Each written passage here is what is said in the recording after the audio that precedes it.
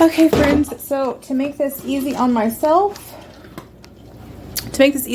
we are taking an empty laundry basket here with us, and we're going to put all the ground beef in here and grab the soup bones, and this way we can carry it to the car, and then we can carry it back inside when we get back home and make it a little bit easier on ourselves. You can also do this with when you have regular groceries, or if you go like bulk food shopping, it can definitely help with that. So here we go. We're gonna go out to the car and we're gonna head to my mom's house.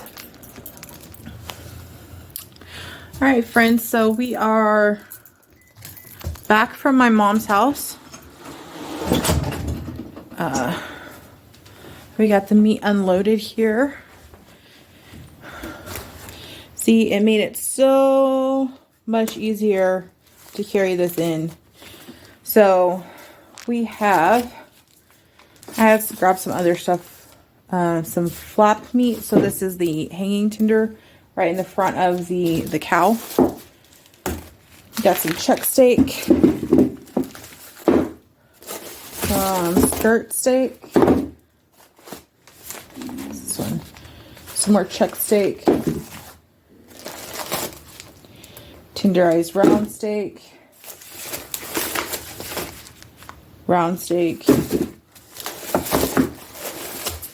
some sirloin steak, and then we have, I think these are 1 pound.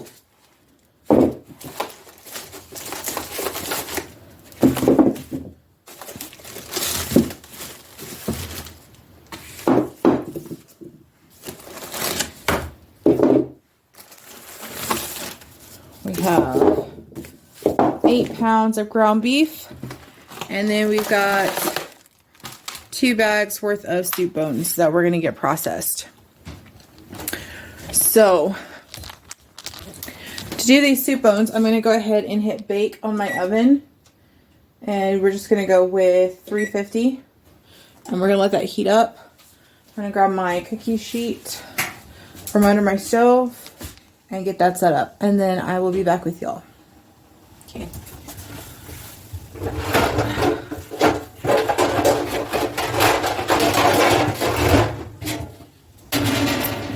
Alright, so I am going to go ahead and line this cookie sheet.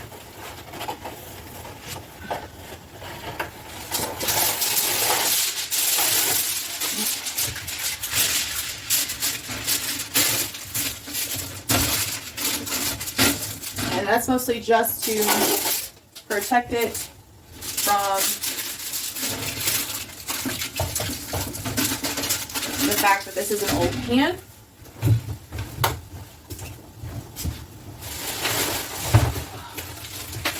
So we've got some really big ones here, and then some little bit smaller ones.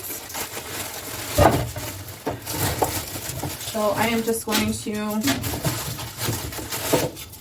put these on the cookie sheet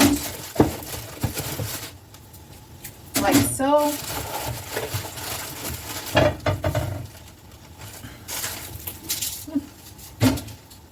Don't know.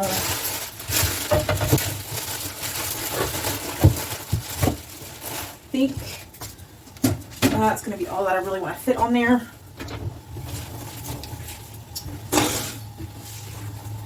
Let me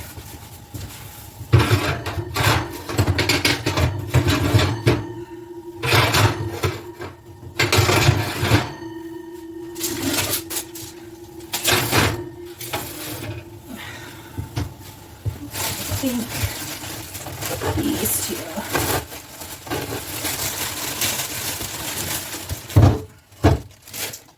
These are the huge beef knuckles. I'm going to add just a little bit of water in the bottom of this pan. And I'm going to put that in there too. All right. Now,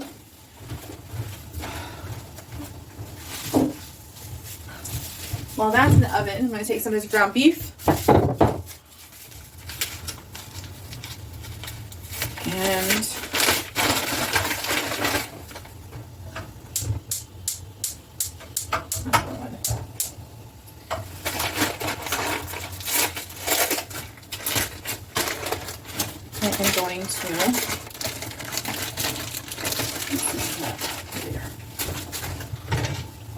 see if I can get it out of this wrapper.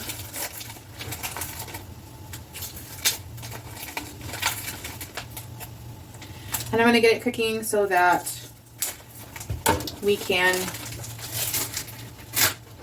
can this also. So if I remember correctly, I'll double check. You can beef broth and ground beef at the same time. They require the same amount of pressure for the same amount of same length of time. So half of these soup bones I'm probably going to throw in the crock pot, and the other half I will probably make fast bone broth with on top of the stove.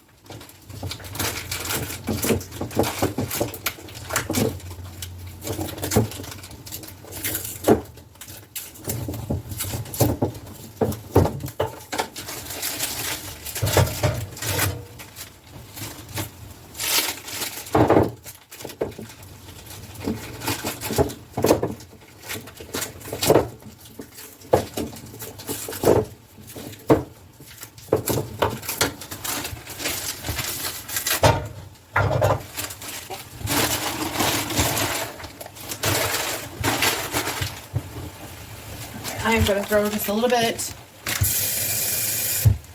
of water in the bottom of this pan too. And I'm putting on it.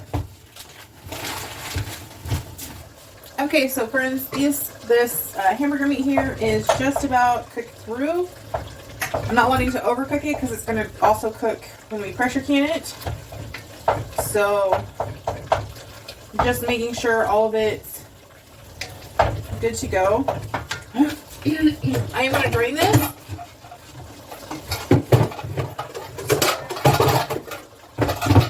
And then we are going to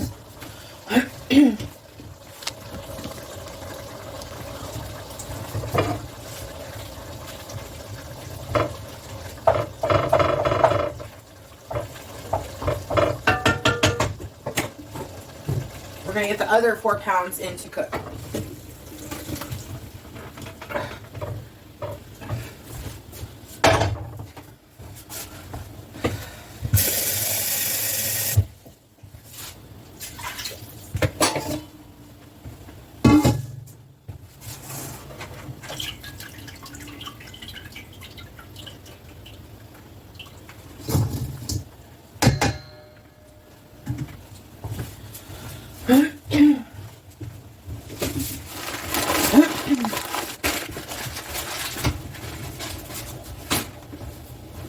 Let's take a look at our bones. Oh yeah. Take a look at that, my friends. Those are looking delicious. They're almost ready to come out and be plopped into a crock pot. So let's get that out and started.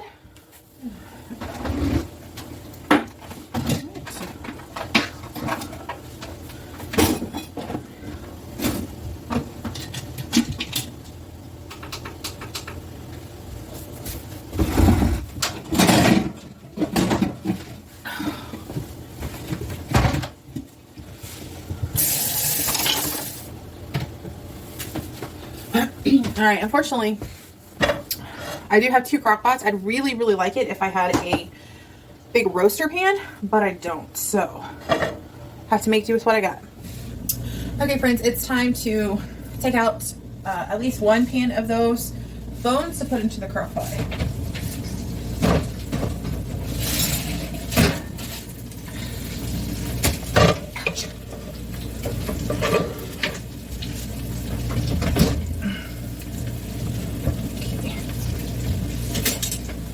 These smell delicious. Oh, and honestly, if you have never had soup bones, you have got to try the roasted bone marrow out of them.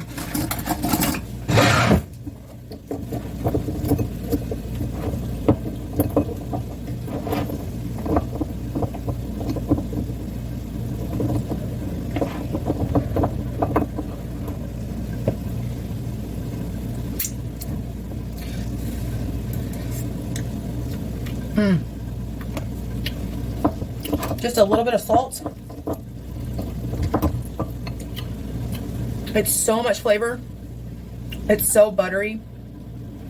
And it's just delicious.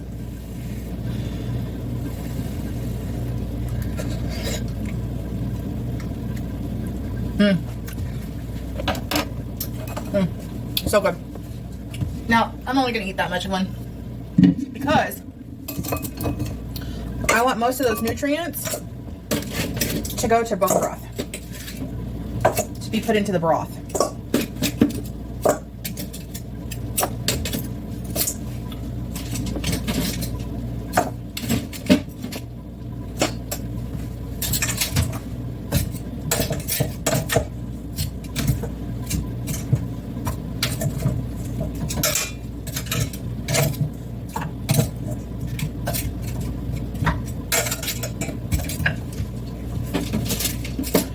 And this one's actually got some meat and stuff on it still.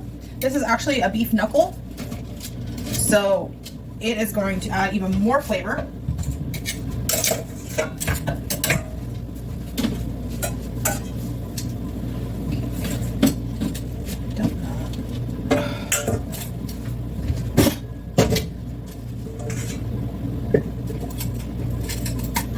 All right. Yummy pieces. Honestly, the other one might be ready to come out too. I'll have to check it here in just a minute. This is just the Member's Mark pink salt, and I am just going to, we'll also add salt when we do the canning process, but salt has a lot of good minerals and stuff in it that you need, so I'm just going to put like a palmful in this.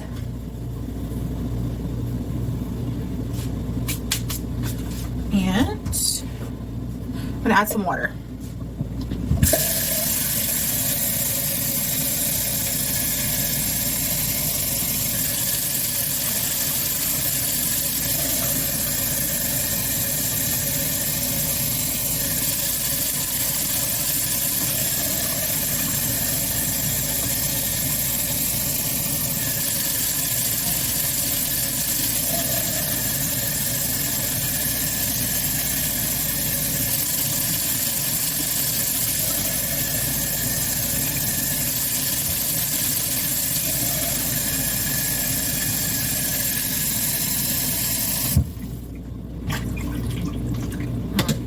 Like fabulous. Now I have this on low. This is, you know, I'm gonna go ahead and put it on high. This is gonna cook for several hours. And then we're gonna go over here. I'm gonna add some water to this other one.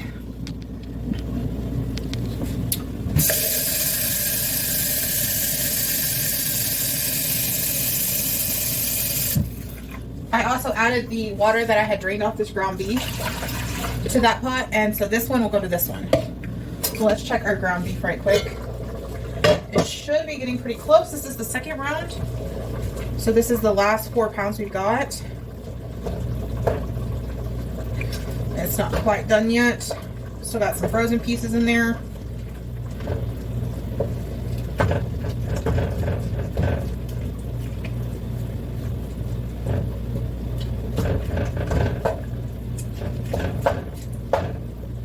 But it's getting there.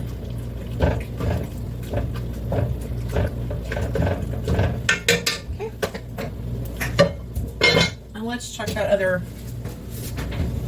those other bones. Yep, I think those are going to be okay to put into that other crock pot. Let me see if I can get them apart. They're a little bit frozen still in the middle, but I think, well, It looks like I'm only gonna be put 2 in that one. So let's see about moving some of these smaller ones into this one.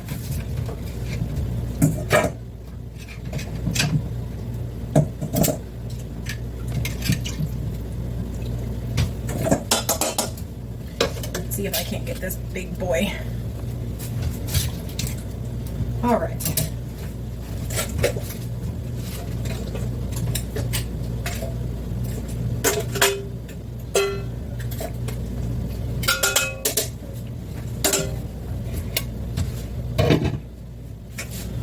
All right.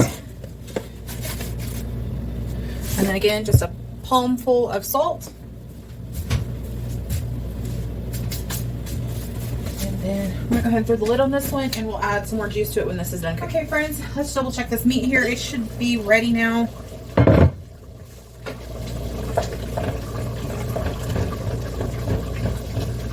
Now, like I said before, I'm not looking to make sure that this is completely cooked all the way through and browned. We just want to get it most of the way there because it will continue to cook in the pressure canning process.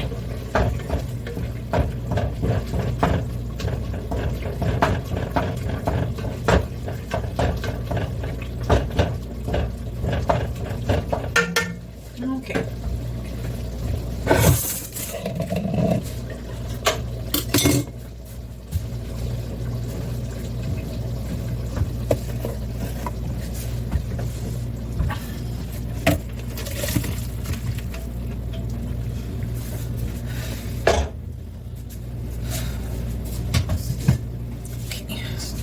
Letting this cool off a bit before I go ahead and can it.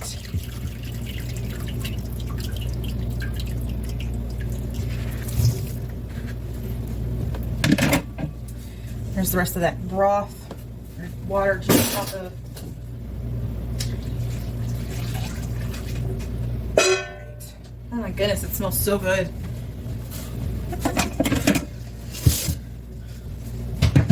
All right. So, gotta scoot this back. Move these over.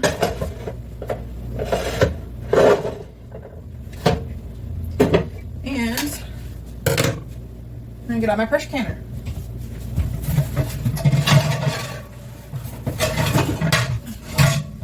Oh.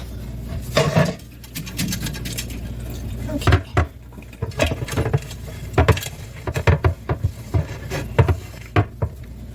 So, to get this ready, I'm going to take just a little bit of avocado oil in this. Not a lot, just a little bit.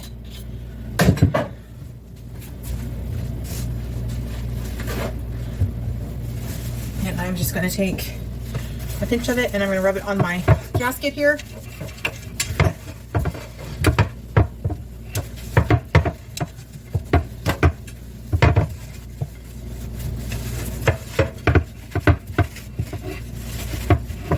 It just helps the gasket stay in better shape because you're lubricating it. And gaskets can dry out really fast, especially when it comes to pressure canning. So we're just taking the time to make sure that we take care of what we use to preserve our food.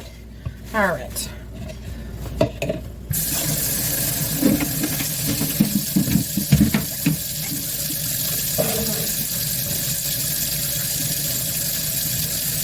Turn that on. And I can find my plate. Make my trusty old canning manual. And I know at the back is beef stock, but what I'm looking for is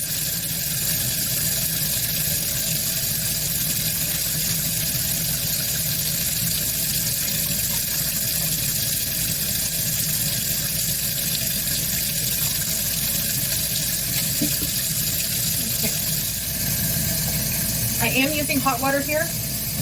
Speaking of which, let me go ahead and load my jars. So, you don't have to, but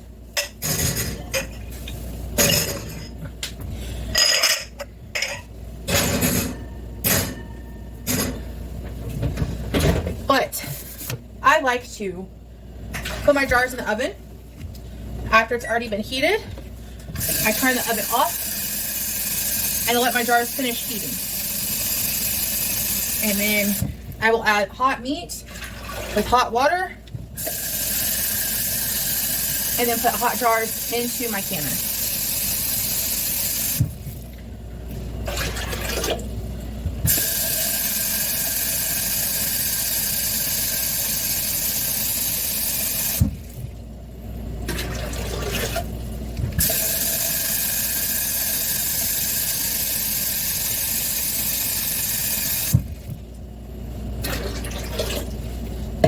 Okay.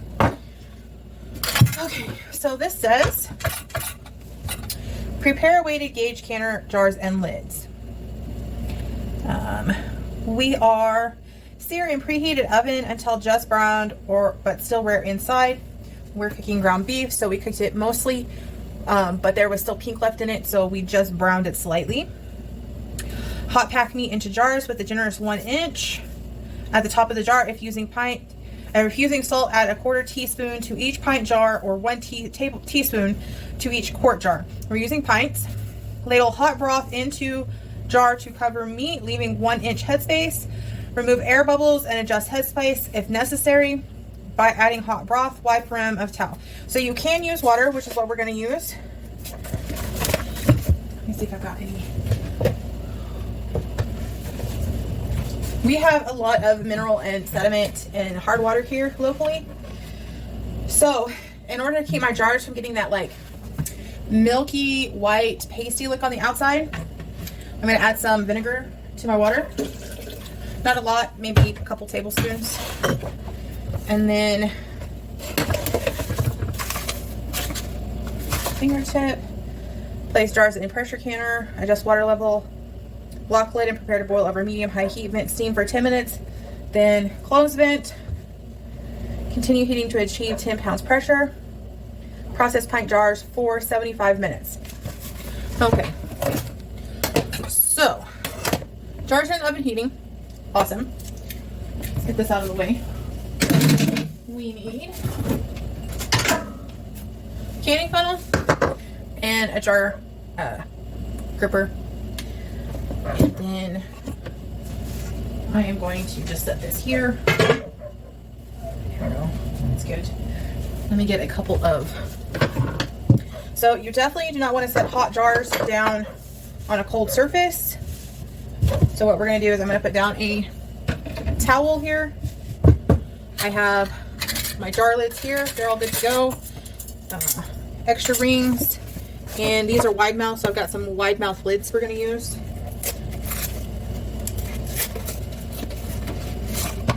I'm just going to take 3 or 4 of them out here and put them to the side.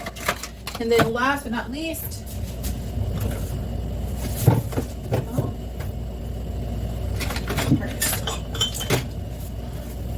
I'm going to grab my Presto. This is it's a leg magnet, but I'm also going to use it to kind of stick in there, kind of like you could use a butter knife. I'm going to use this instead to move the meat around and make sure there's no air bubbles. So we've got that, got that,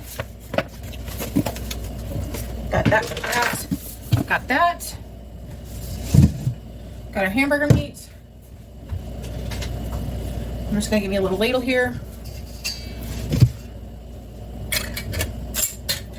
I am going to pull these jars out. We can give them a couple more minutes. Let this water keep heating a little bit. And we'll be back here in just a minute. Okay, friends, we're back. These jars should be ready to come out now. So I'm going to go ahead and grab them.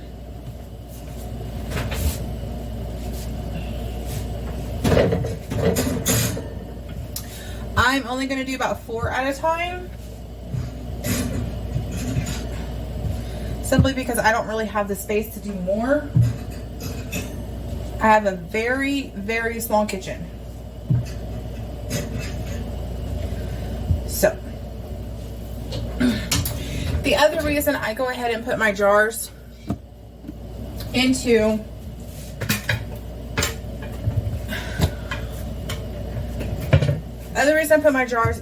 the oven is so that they're sanitized, which really doesn't seem like that big of a thing. But since I don't have a dishwasher, I have to hand wash everything, then I feel like it is prudent for me to take an extra step and heat my jars so that I know that there's no bacteria in them.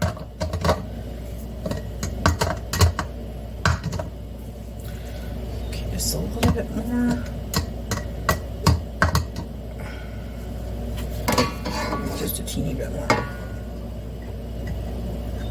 Okay.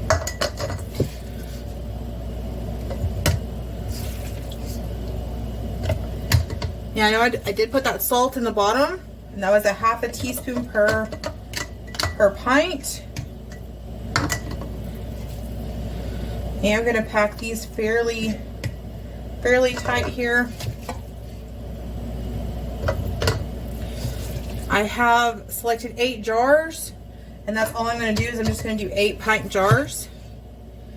And then whatever else I have left over from that, I will just freeze or use this week.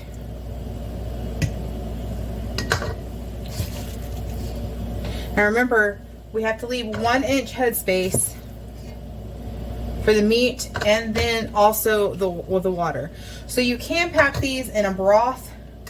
I am not packing these in a broth. I am just packing them with water. All right. So I've got my water right here.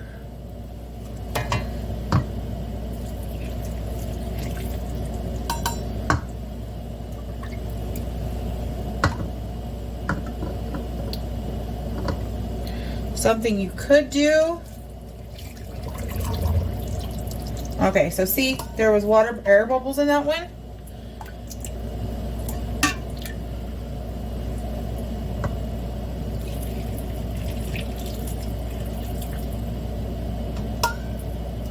Just a little bit more.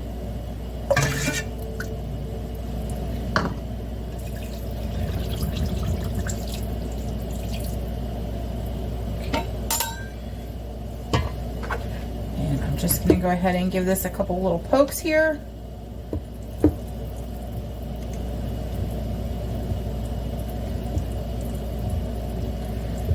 Just trying to move it around to make sure that there is air. There's no air bubbles, which could interfere with your sealing. All right. And then, the last thing you want to do is I've got some, you can use a paper towel or you can use a clean non-lint rag. Just going to use a paper towel. And you're going to go around and you're going to rub the jars, the rims of these jars, to make sure any oil or grease or fat is taken off of them. You're going to put brand new clean flat, your ring,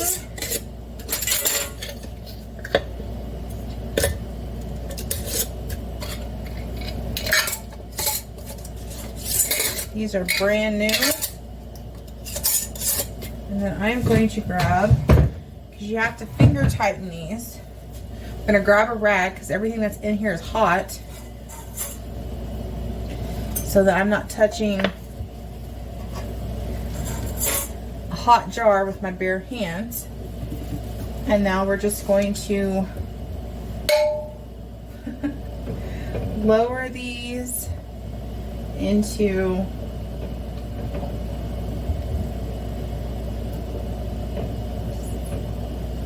our water. All right. I think that's all I can fit in mine is 8 jars. I can't remember for sure.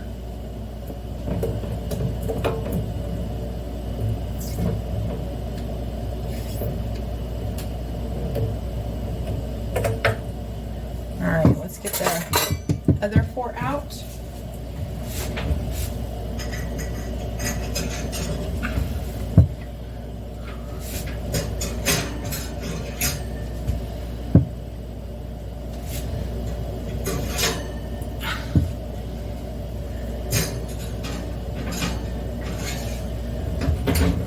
When you wash and dry your jars, you want to make sure that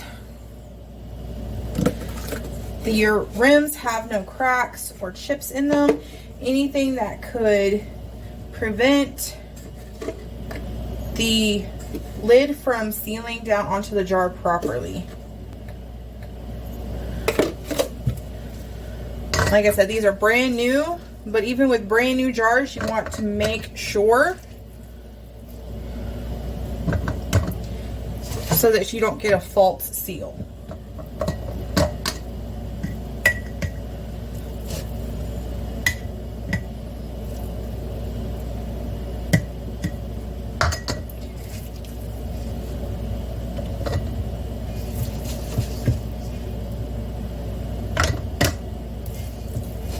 And like I said, I'm just doing this more or less for convenience.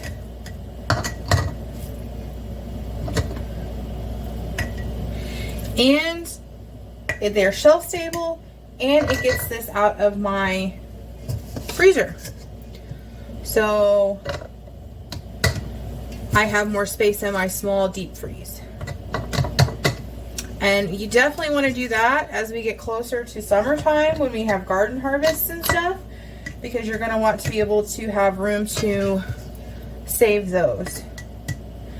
And so I like to personally, and I've seen other YouTubers and homesteaders do this too, since most of the time your tomatoes ripen at a much slower rate and you get a little bit here and a little bit there, we usually just like to put them in bags and throw them in the freezer.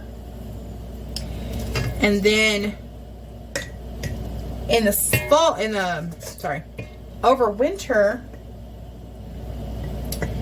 when we have the time and we're not dealing with the height of garden season and all of the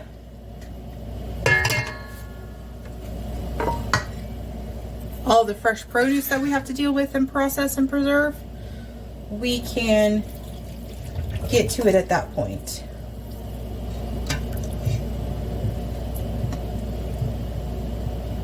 Just a little bit more.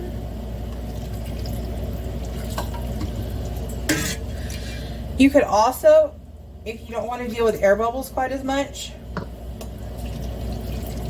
you could add a little bit of water before you start adding your meat to your jars, and that will allow there not to be as much headspace or as many air bubbles.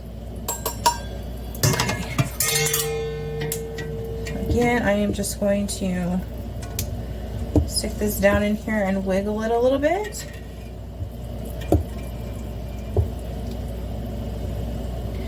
To make sure everything is all settled down in there.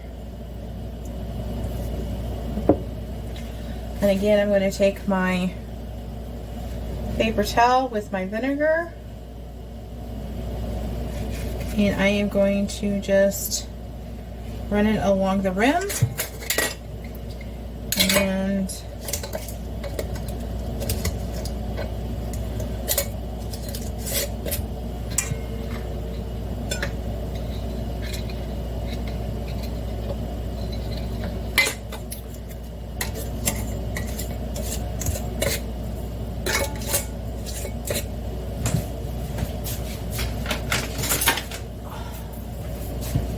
you also want to make sure your rings are not rusted, because that can lead to other problems. All right. Okay. And you're just going to screw these down until they're finger tight.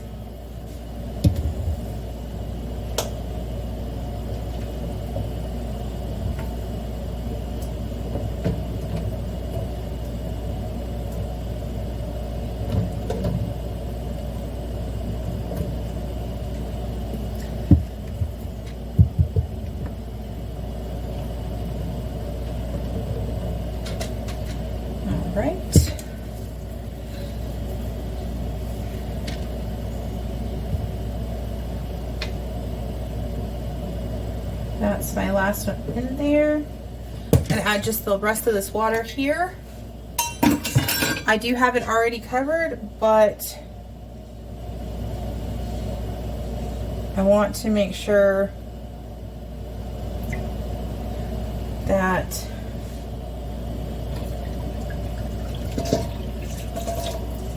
I don't have to worry about it becoming uncovered. All right, guys. So that's what it's gonna look like. We have 8 jars, so 2, 4, 6, 8 in our canner. We're gonna close the lid up, gonna bring it to temp, and then we're going to put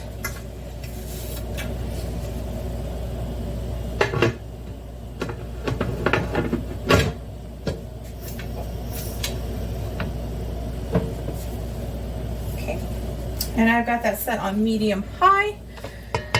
So 8 pounds of ground beef. This is probably 80-20. We got 8 pint jars, and then I probably have another 2 pints worth here, but I am just gonna put this into a freezer bag, and I can make something with it a little bit later. I can season it up. Doesn't have any seasoning on it, no salt, no nothing. It's just ground up hamburger meat. I could end up making something with it for supper. I'm not sure yet.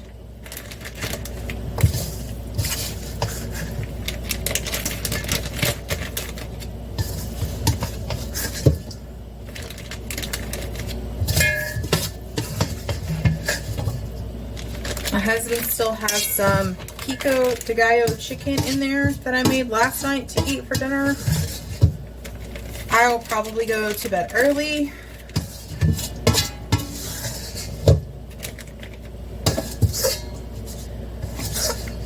And then we'll go from there. Okay, so we got us a package of freezer meat here. I'm just gonna put this in the refrigerator. That's probably about 1.5 pounds cooked. And then we got 8 pints in the pressure cooker. Okay, friends, I don't know if you can tell, but we have steam that's venting out the top now, and that needs to vent for 10 minutes. So I'm gonna go ahead and set my timer here on my stove.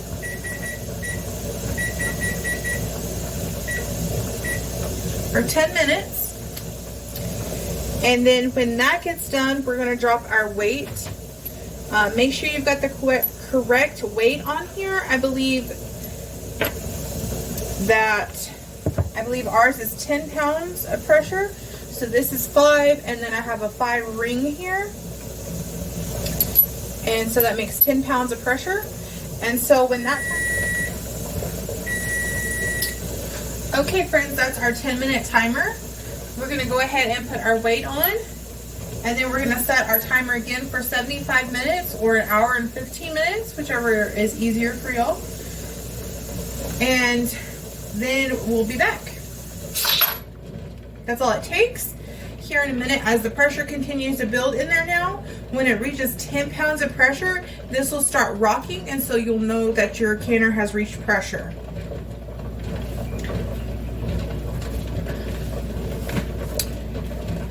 Let me just make sure here. Okay, so we'll start our timer for 75 minutes when we have reached 10 pounds of pressure. Okay, friends, we are rocking. So that right there tells you that it is now at 10 pounds of pressure. It will start rocking a little bit more, so we're going to go ahead and set a timer for 75 minutes.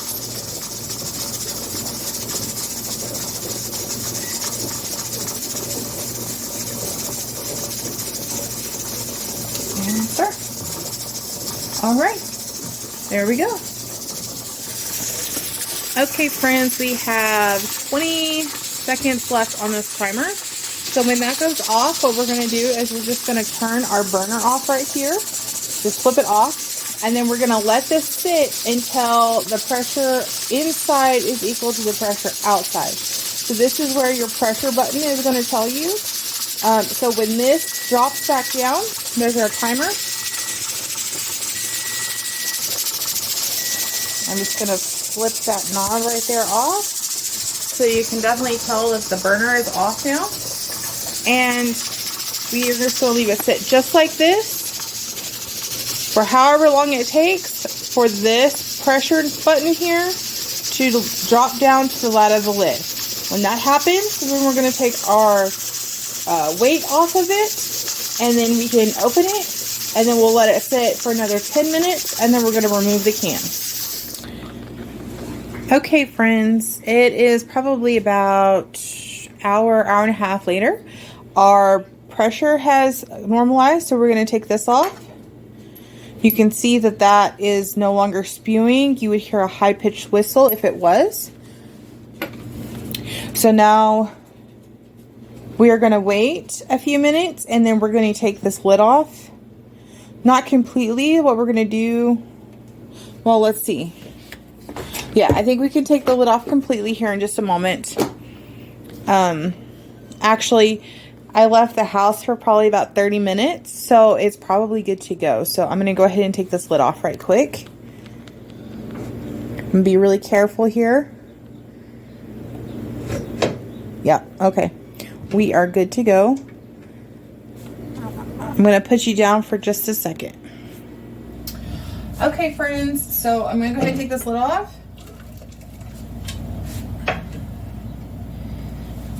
I'm going to let it sit for another 10 minutes to cool off a little bit more. I'm going to go ahead and set my timer.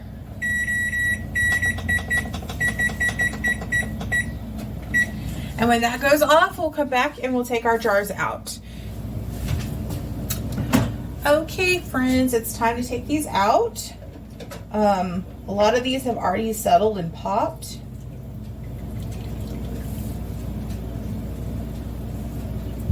So what we're going to do is we're going to take these out. They're going to set and cool for 24 hours. Let them seal properly.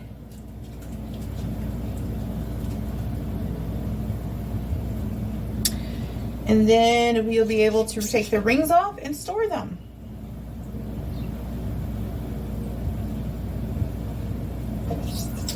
That is a successful day, if I do say so myself.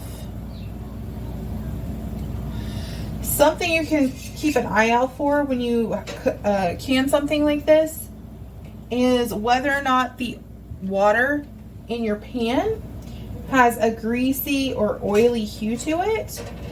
If it does, that means that chances are there was a little bit of siphoning, meaning the depressurization was rushed and it pulled some of the water and fluid out of your jars.